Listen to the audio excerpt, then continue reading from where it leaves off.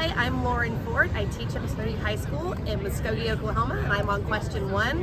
And I wanted to say, don't forget to put your thesis in. Read lots of essays that are wonderful, but you can't get the thesis point if you don't have a thesis. And answer the prompt. That's the big one. Thesis with the prompt.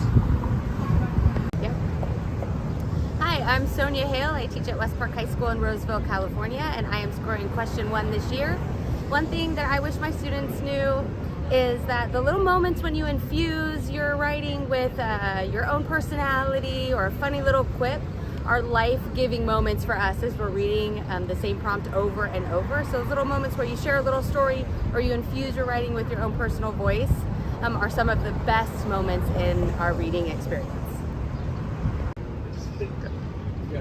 My name is Sandy Jameson. I'm from Nazareth, Pennsylvania. I teach at Nazareth High School. I am on question 3.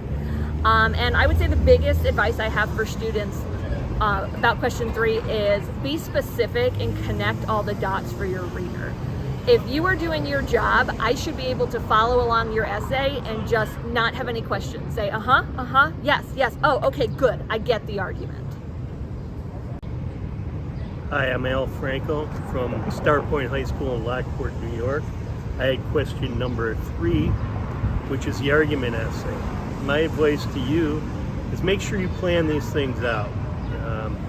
To get a 3 and 4 in the second row of the rubric, you need to have specific examples in each paragraph, and you also need to plan out a line of reasoning. If you do those things, you get to that 3 and the 4 side. For the sophistication point, and maybe locking in a 6, why is this all important? What's going on here? You need to tell us beyond what's in the actual kind of question to how does this affect us as human beings living in this world? Hey, good luck. I've seen some good ones. But one other thing is look around the room and try and think about what everybody else is answering first. Then try a different angle and say it even better. Good luck. Bye. Hi, my name is Jennifer Garner. I teach at Lakeside High School in Hot Springs, Arkansas, and this year I'm on question 2, rhetorical analysis. My big piece of advice to students regarding this prompt is that I'm going to go back to something that we've always said in AP, and that is AP stands for answer the prompt. So if you're asked to address, in this case, the message that the writer is conveying about bravery, make sure you indicate what that message is. So instead of just connecting some choices to a message in general, be more specific and make sure that you are truly answering the prompt and what it's asking you to do. Hi, I'm Kaylee Hicks. I teach at Largo High School in Florida in Pinellas County.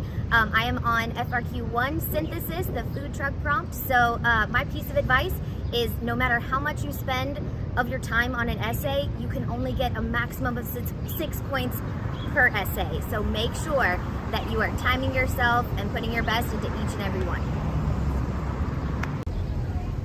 Greetings, students. I'm Professor Kyra Williams. I teach at Lee College outside of Houston, Texas. I'm on question number 1, and my 2 pieces of advice for you is please don't make me hunt for your thesis statement. We are reading hundreds of essays a day.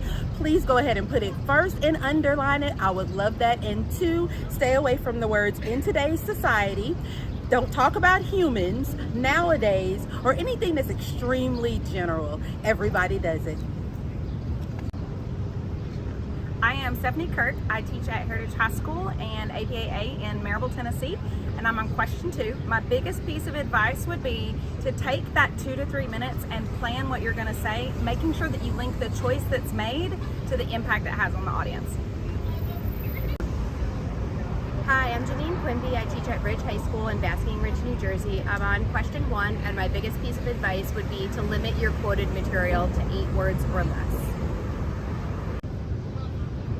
Steve Binkley from Brookings, South Dakota. I teach at South Dakota State University. My piece of advice for question 1 would be that we've read thousands of essays at this point, so do something distinct that makes you stand out from all those other essays, whether it's voice, whether it's an intro, or an idea that runs through the entire essay. Make it stand out. Hi, my name is Beth Hall. I teach in Beebe, Arkansas, and I am reading question 1, the synthesis essay. And my advice to students would be, if you are running out of time, make sure that you try to include 3 sources and use the word because to add more commentary.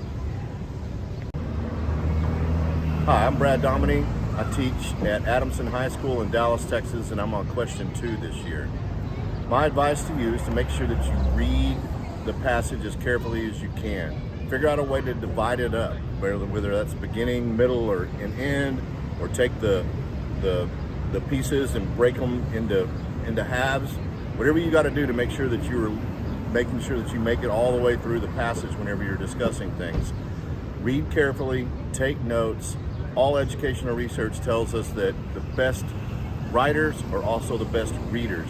So comprehension is really important here. Understand and you'll do better. Hello, I'm Jeremy Kennedy from Greenbrier, Arkansas, where I teach at Greenbrier High School, and I was on question 3, the argument prompt. And the advice I'd like to give this year, there was a lot of great specific evidence, but that didn't do a whole lot if there wasn't enough commentary to tie it to the thesis. Make sure you're explaining this as thoroughly as possible. And to go for the sophistication point, why is this important? Now, even if you're answering the question, if you can explain how this fits into the grand scheme of the human condition, that's how you're going for that extra point. Good luck. My name's Emily Mazel, and I teach at Hudson High School in Texas. This year I'm grading the Q1, and I think one of the best tips and advice for kids is to make sure you read the sources carefully and really understand what they mean before you use them in your essay. Hi, I'm Tony Soltis from Los Angeles. I was on question 2, the rhetorical analysis. Remember, the rhetorical analysis is still an argument. You're going to get points for your line of reasoning. The line of reasoning in this type of argument really depends on 3 things. What the writer is doing, why the writer is doing it, and most importantly, how what the writer is doing fits the line of reasoning. The how is everything. If you can't say how, pick a different piece of evidence because you're not going to get points on the line of reasoning. Thank you. Hi, my name is Reagan Kalaki. I teach in Edmond, Oklahoma at Edmond Memorial High School. And my advice to all of you, because I was on argument, question 3 for the international exam and the alternate exam, is make sure you know your current events and make sure you know how to organize an argument with a line of reasoning going from one thing to the next, and make sure it's specific, not generalized or any sort of hypotheticals. You can do it, and make sure you have your commentary in there. See you. Go. Okay. I'm Steve. I teach in Delaware. Graded the selfies question all week. Low end. Weak ones just described selfies, better ones explained what selfies did, and the next step commented on how they fit with Wortham's claim about the validity too. So that description, explanation, commentary. Work on that line. That's good. My name is Lloyd Hoshaw. I teach outside Omaha, Nebraska. I was also on the argument question, and I would say the students are pretty good with evidence, the what, but try to push them to say how or why that matters or what it means in the life or in society. Hey everybody, this is WB. I teach at Archbishop Spalding High School in Severn, Maryland, and this year I scored Q2. Just a couple of things for you to keep in mind. You can be an absolutely fantastic writer, but if you do not address the prompt, you're going to score very, very low, regardless of what you write. Please make sure you've done an autopsy on the prompt to make sure you're addressing what it says, and avoid summarizing the passage in your commentary. That also will garner you a low row B score. Hi, I'm Teresa Smith, and I teach at Pinnacle High School in Phoenix, Arizona.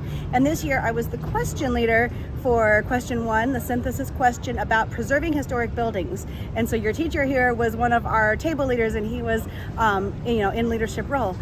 And what I think one of the biggest pieces of advice I can give you, that I'm going to give my own students, is that synthesis is basically your argument, and we really care what you have to say about this idea.